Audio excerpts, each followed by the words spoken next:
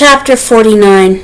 There never used to be yellow spotted lizards in the town of Green Lake. They didn't come to the area until after the lake dried up, but the townsfolk had heard about the red-eyed monsters living in the desert hills. One afternoon, Sam the Onion Man and his donkey Mary Lou were returning to his boat, which was just anchored a little offshore. It was late November and the peach trees had lost most of their leaves. "Sam!" someone called.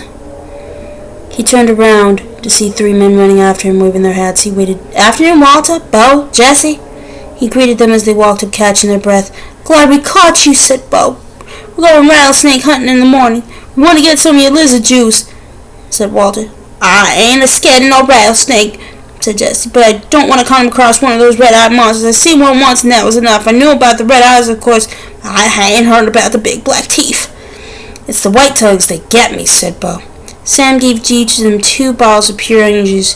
He told them to drink 1 bottle before going to bed that night, and half a bottle in the morning, and half a bottle around lunchtime. "You sure this stuff works?" asked Walter.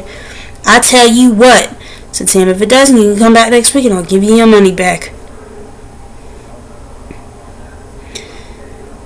Walter looked around unsure as Bo and Jesse laughed, and Sam laughed too. Even Mary Lou let out a rare hee-haw. "Just remember," Sam told the men before they left, "it's important you drink a bottle a night. Gotta get it into your bloodstream. The lizards don't like onion blood." Stanley and Zero sat in the back seat of Miss Morengo's BMW. The suitcase lay between them. It was locked, and they decided to let Stanley's father try to open it in his workshop. "You don't know what's in it, do you?" she asked. "No," said Stanley. "I didn't think so." The air conditioning was on, but they drove with the windows open as well because, no offense, but you boys really smell bad. Miss Morengo explained that she was a patent attorney. "I'm helping her father with the new product he's invented.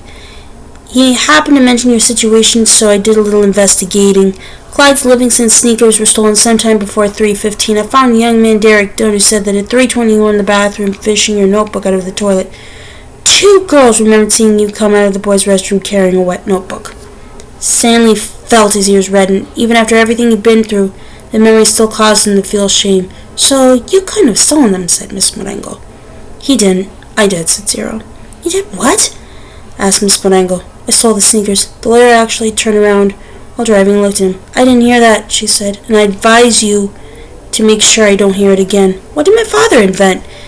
Stanley asked. "Did he find a way to recycle sneakers?" "No, he's still working on that," explained Miss Morengo, "but he invented a product that eliminates foot odor. I've got a sample in my briefcase. I wish I had more. Or you two could bathe in it." She opened the briefcase with one hand and passed the small bottle back down to Stanley. "It has a somewhat fresh and spicy smell." He handed it to Zero. "What's it called?" Stanley yet asked. "We haven't come up with a name yet," said Miss Morengo. "It smells familiar," Zero said. "Peaches, right?" asked Miss Morengo. "That's what everyone says." A short while later, both boys fell asleep. Behind them, the sky turned dark, and for the first time in over 100 years, a drop of rain fell into the empty lake.